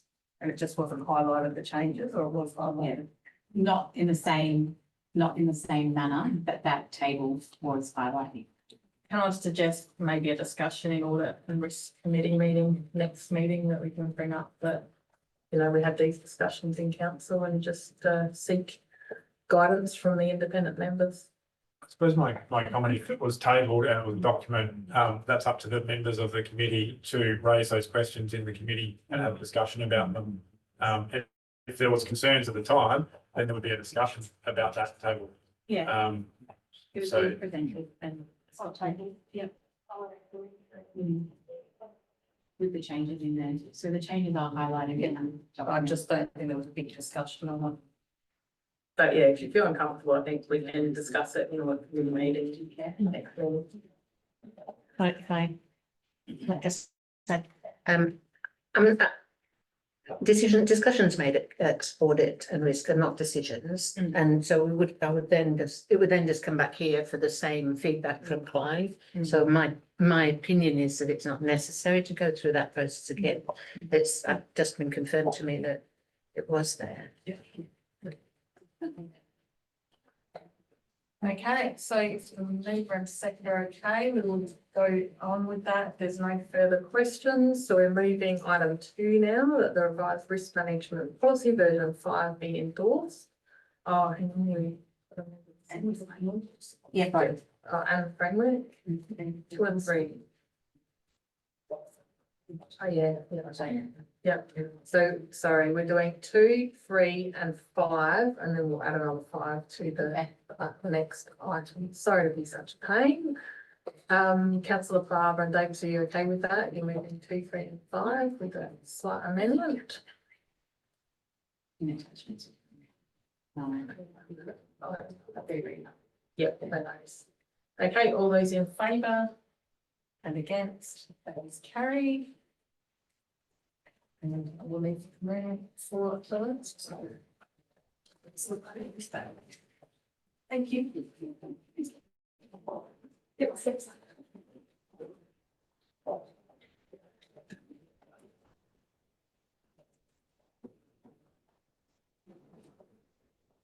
Alrighty, so with regard to the revised members and allowance benefit policy, so that is item recommendation. The recommendation is there that the Chief Executive Officer be authorised to make minor amendments to the draft council members and benefits policy, attachments 5, 6 and 9, item 12.8 at council meeting 19th of March 2023. Will it be 2024? Okay, yeah, so do we have a mover for that part of the motion? That's councillor Barber, and a seconder. Councillor Topchick-McPhee. Is there any discussion on that at all? Any questions? No, that being the case, then there's a vote, all those in favour? And against is nil, and so that's carried. Thank you.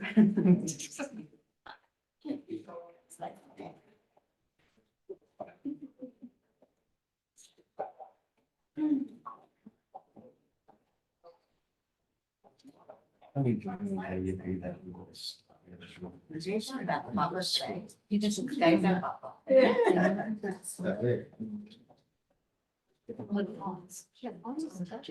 Okay. 12.9 LGA consultation mandatory rebates and rate exemptions. You don't know how excited this gets me. The recommendation is that a report be received and that council endorses the CEO to provide feedback by the online survey to the Local Government Association of SA on the mandatory rebates and rates exemptions consultation by Friday, the 22nd of March, 2024. So we're going to move on, Councillor Davis, and the seconder, Councillor Schultz. Do we have any questions relating to that or any feedback? If not, we'll put that motion up. All those in favour? Against, that is carried. And if there's any feedback or commentary that you want me to include in the survey, then I encourage you to do that the next day or two. It's due Friday. You don't mind feedback.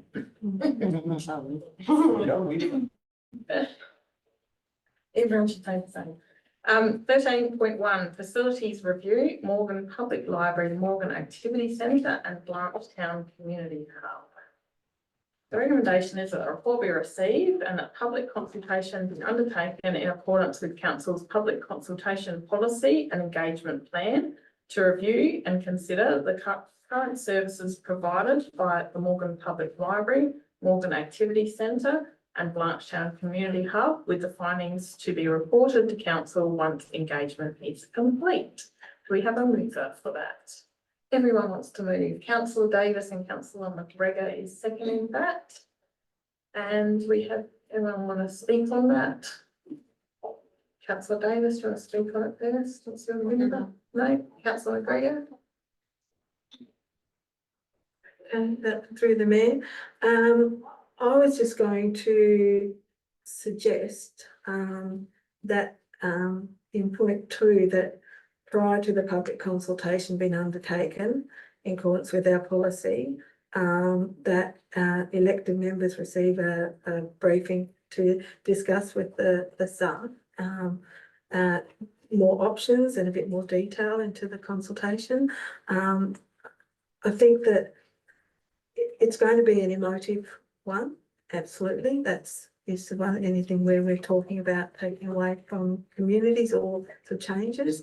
There's quite a bit in the report as to all the various aspects of it, all the working parts. And I was just a little bit concerned after speaking to, I've asked quite a few questions from Gary and Nat the other day and sort of had them there, is that going out to the public and just the staff, I don't want the staff to sort of become a battering ram for the public sort of thing. And I don't want the public then to feel that they're being sort of not supported as well. So I'm just, it's just my thoughts that maybe we need to sort of come up with a little bit more supportive. I know we've got our public consultation sort of guidelines, but I just think to support the staff a little bit more, that we need to have a little bit more of a think tank and a briefing session. It's just my thoughts. Thoughts on that? I just have to elected members. And I'd be interested in the other elected members' thoughts and opinions. Anyone else have thoughts and opinions? Councillor Schultz? I think it's through the chair, sorry. I think it is probably a good idea to have a bit of a discussion between ourselves, because when I read it, I thought, oh, you poor Morgan and Blanchtown people, I think there's got to be a bit more discussion.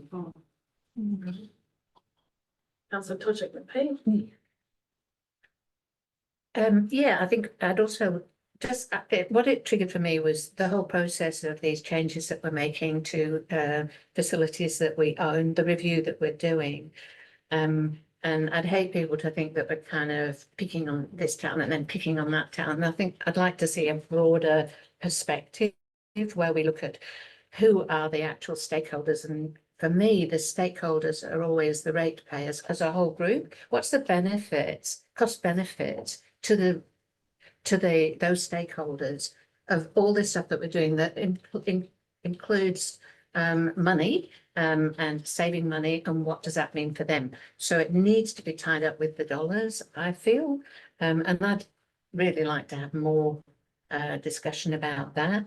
And the other thing that I've just mentioned is that, and I suppose it's in the light of that, with our public and community engagement thing, you know, we have the inform, consult, involve and collaborate, which you guys are using, which is great, but there's also empower. And I'd like our messaging to be about empowering the ratepayers to understand what we're doing from a fiscal point of view as well. And also the other side of it as well is to look at, do we need, before we go out to public consultation, do we need to approach the other facilities in Morgan, for instance, that might be willing to take over some of those services so that people aren't actually losing the services, they're just being rejigged and handed over, if people want to others. And that includes the benefits of the fee charge to Centrelink, for instance, you know, in the activity hub. So those are just my thoughts. So I would like to have another discussion about it. Councillor Clapton.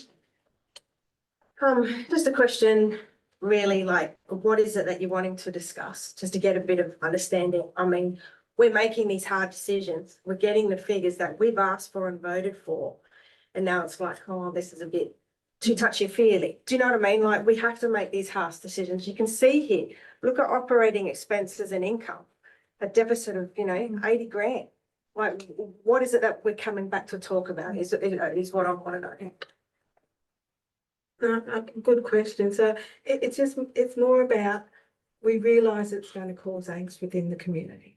So, and it's our staff that are going out there to do that. And there was one little comment, I can't even remember what it was, but when I asked Nat and Gary thing, and Nat said, you know, sort of going out there and having that information was, and I just got the feeling that it was concerning, and I think we need to support our staff in that. So it's about the ratepayers, but it's also about the staff. And, you know, when they go out there for the public consultation, they're going to be the face, and they're met with all this angst. Is that if we don't have those discussions first, for me, of how we can support them in getting that messaging across and everything. So it's probably not answering that question thing, because I'm not really sure. Yeah. What exactly we're looking at, because you know, there's so much in this. But yeah, it's more in that, you know, dual sort of thing, the ratepayer sort of thing, but also supporting the staff. I think Gary's going to make a comment, but on that, I suppose, Councillor, I support that because, you know, we've been tasked to run a process and timelines as well. And so we've done a briefing in September. We've identified priority areas. Then we undertake work and we present information back for council to consider. And then if there is other briefings, and we're happy to do that if council wants that, but obviously then you understand the processes and the timelines that may impact on that. We're here to run a process to give you information for you to make decisions. Obviously there will be public consultation in process. So, you know, we've got a list of 9 different, I can't remember how many, I think there was 12 or so areas that we're looking at. And we're trying to deliver the timelines that council dictated, or not dictated, sorry, set for us to make some of these decisions. Sorry, just going to add to that through there. Obviously, we've tried to come up with some key options to go out to the community with. If you went out with 10 or 20 options, you're probably muddying the water a little bit too much for engagement. So I think we've got to try to be focused with some key options that we think are viable. The process will then hopefully actually tease out potentially other options. Yeah. You know, the community might come back and say, well, you haven't thought about this option, this option. So that's the real purpose of this engagement. Go out with a few options, come back, maybe tease out 1 or 2 others. Then when we come back, a briefing, I think probably might be appropriate there to then sort of look at the feedback and the options before final recommendations come back to council. Yeah, I'm happy with that. Let's, just to be absolutely clear, I'm dead keen on saving money and getting through this process. Let's not think I'm being pussyfooting around this. I think it's really, really important that we do this. So I'm not worried about making tough decisions. I just want to make sure that that we take our stakeholders with us. That's Thank you. Through the mayor, I suppose just the comment about staff, absolutely, that's my responsibility to manage and support the wellbeing of the staff and that. But this process is about the community and council making decisions in the best interests of the whole community. So appreciate the thought on the staff, and yes, we have to deliver it, but that's our role as well. So we just need to manage that internally. Just through the mayor, I think that as elected members, we just need to make it clear to the ratepayers how important the public consultation period is. Like, they really need to get involved. If they want to do something about saving the services, we need to try and save money as a council, and we're trying to do whatever we can, which we have to. But if they don't want to have their services completely diminished, they need to get involved with the public consultation and come up with some ideas that they might be able to help out with. It's just so important to get more people involved in that consultation period, because from what I saw from the strategic plan consultation process, there wasn't that many people that got involved to the meetings. I don't know what, I'm going to see the feedback later, but it's just, yeah, it's just so important that people get involved in that process. And I would encourage elected members also to get involved, even if it's not your area, if there's an open day, to get out and listen to the public, turn up and listen, so that, we understand what's going to be presented to us, so that we can make a really informed decision. And to Councillor Totrick, from Pete's point, I think it's really important about that holistic approach, because what we found is we'll do consultation on this area and we'll get a lot of feedback from the Morgan and the areas that are going to be potentially impacted by this one. And if we did something in Cambrai or Manham or Caden, we'd get feedback in that area. But it's about what's in the best interest of the whole ratepayer. And that's why it's important to get feedback holistically, to your point, on what the community feels around each of these areas that we're considering, rather than just that area that's potentially impacted by that decision. And I want to be clear, as you know, we're working through the whole region. This obviously report is on this specific area, but there'll be conversations throughout the region. So yeah, it's important that we get that feedback, to your point. Might be prudent to include that in the public consultation, that, hey, this is just one step of lots, so that they realise it's not just, be really clear. The challenge is people really are generally concerned about if it's going to impact them, versus if it's someone else's community. So That's our dilemma. Any further questions? If not, we'll put that motion up. All those in favour and against? We have that vote again. All those in favour and against? Okay, that is carried. Thank you. 14.1, meetings of the Dark Sky Committee meeting held on the 27th of February 2024. The recommendation is that the report be received and the minutes of the Dark Sky Committee meeting held on the 27th of February 24 be received. We've got a mover, Councillor Schultz, and Councillor Barber is seconding that. Do you have any questions or discussion in relation to that? If not, we'll put that motion up. All those in favour and against? That is carried. 14.2, minutes of the Mid-Murray Heritage and Maritime Committee meeting held on the 28th of February 2024. The recommendation is that the report be received and the minutes of the Mid-Murray Heritage and Maritime Committee meeting held on the 28th of February 2024 be received. Councillor Davis is moving that and Councillor McGregor is seconding that. Have we got any questions? Councillor Totrick-McPeak. just a quick comment that it was great to see the discussion about pet-friendly facilities. Councillor McGregor. Yeah, just following on, and I'll ask our council reps on the committee, John, Council Forrester and Davis, with the draft business case for the Canally, there was no time frame put on that. That would it be prudent to actually put a time frame on that business case coming back? I just don't know what the elected members feel. No, good, then it just probably depends on the workload of. Yeah, I can't remember the conversation or the discussion, so just what motion you talking It about? was about having a business case for the finale come back to the committee, because there's currently no business case. Yep, and so that was committed to being There's done, no date, yeah. Yeah, right? but I'm just sort of wondering whether we should, yes, it'll be done, but, you know, that sort of ends out the time. Suppose that's up for the committee to make that decision, so unless you want to move a motion, without notice, Dallas.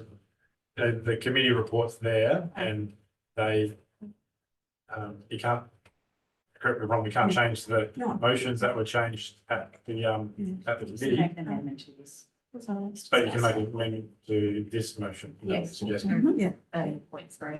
Yeah, make a point three. I'm just wondering it's the, whether we put a timeline in there for that report to come back so that we can hit the ground running that and we know what options we've got. So I suppose I couldn't comment on that without having a conversation with the staff member who's delivering that about the scope and the time and workload and timeframes for that to be delivered. Maybe what we could do, if you're comfortable with it, we could have a report go back to the next committee meeting on the timelines for the delivery of that.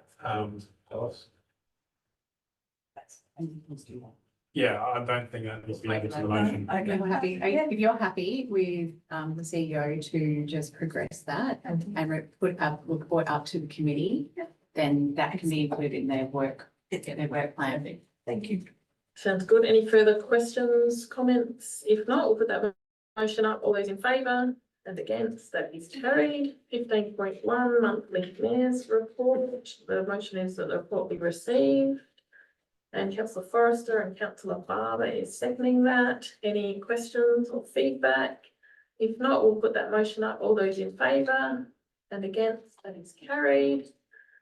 16.1 elected members monthly report. The recommendation is that the report be received. We've got a mover, Councillor Barber, and a seconder, Councillor Forrester. Do we have any feedback or questions? Councillor Schultz and Just an Councillor apology. David. Yeah.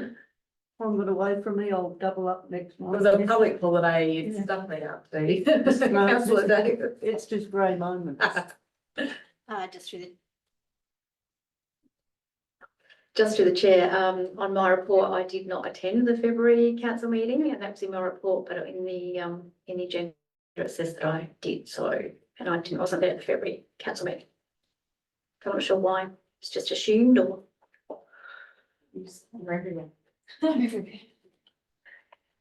Good pickup. Any further discussion or feedback on that item? Councillor Mine's McGregor? oops, Yeah, one of those moments. yeah, we're still on a public holiday. We'll go with that. If there's no further questions or discussion, we'll put that motion up. All those in favour and against, that is carried.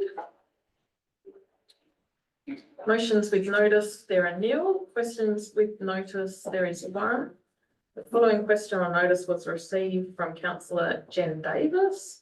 How much is the estimated cost of refit of the Manor Office Council Boardroom going to be now that council meetings will be held there, and where will those funds come from?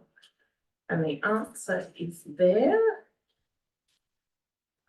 And both will be recorded in the minute. Is that right, Alice?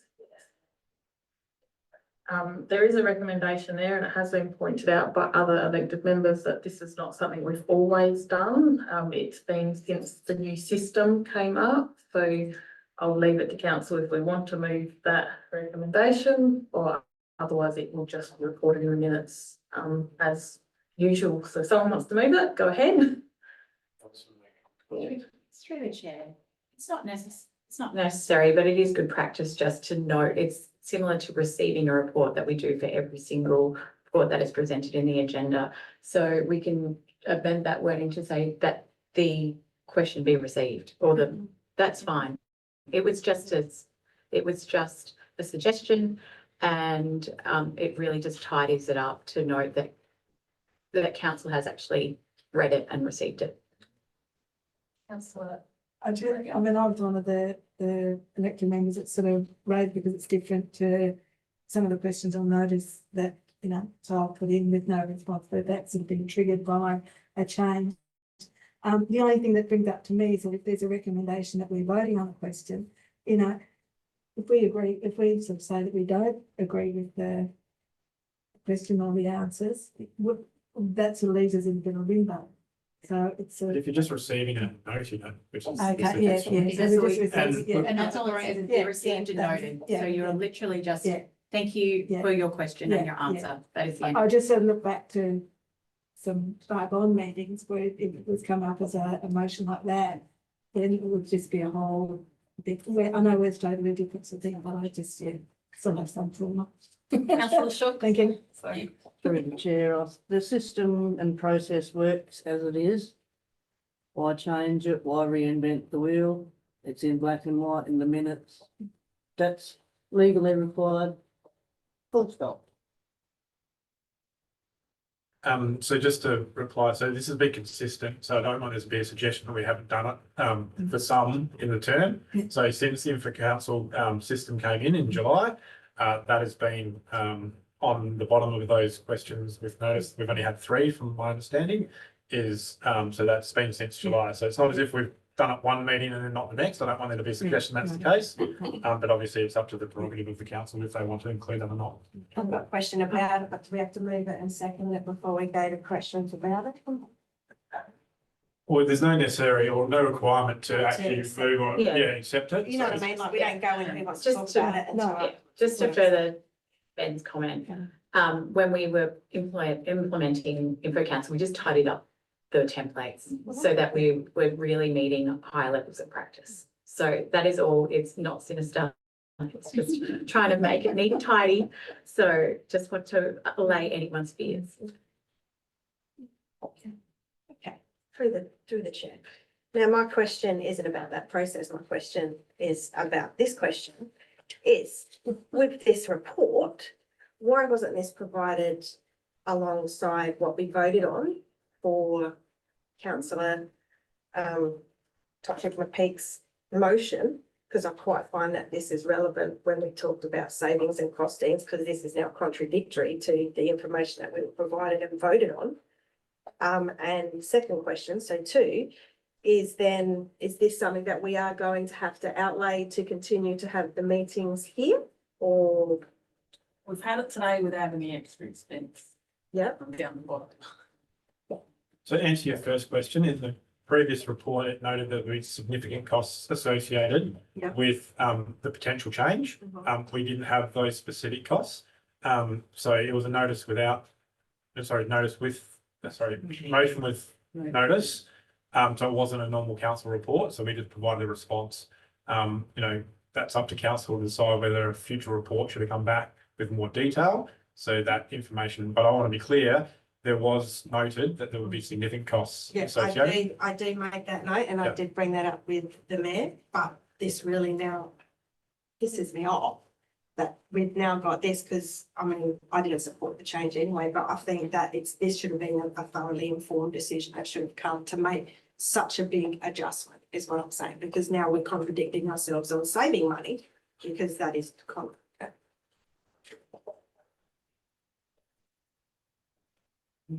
Oh, sorry. My view of the extra expenses about making the office fit for purpose, we already have an audit committee meeting, which is a public meeting. Today, we've had the meeting without those extra expenses. We had the Grants Commission SA meeting where there were 20 members of the public in the room. So it's about making our principal office fit for purpose more than moving the meeting, which, above said $850 for today's meeting. So, yeah. Councillor Barber.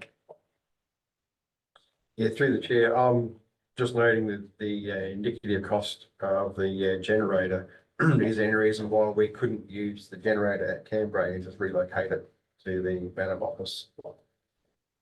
So as part of our business continuity plan, I will acknowledge that process and reviewing the generator to ensure there's access to other areas of this business. So we already have a generator here in Bantam. It does customer service, which is as part of our business continuity plan and essential service.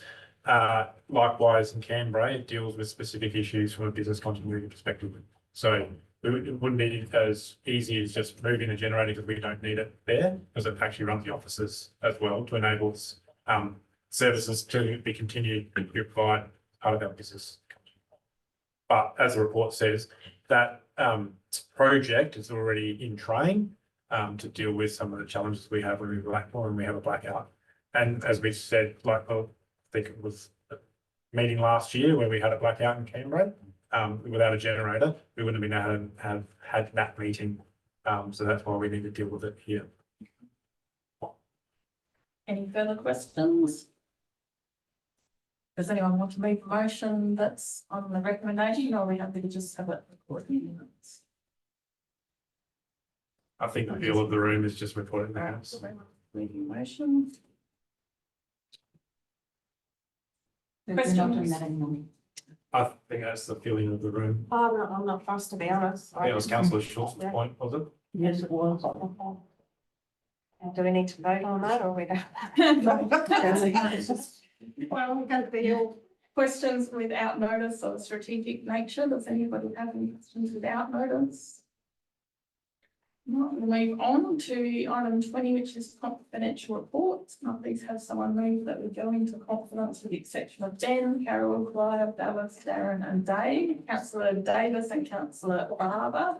All those in favour and against, that is carried. Thank you, Sam. Item 21, next meeting to be held at the Manor Council Chambers, Adelaide Road, Manor, 9:30 AM on Tuesday, the 16th of April. I declare the meeting closed at 11:36. Everyone.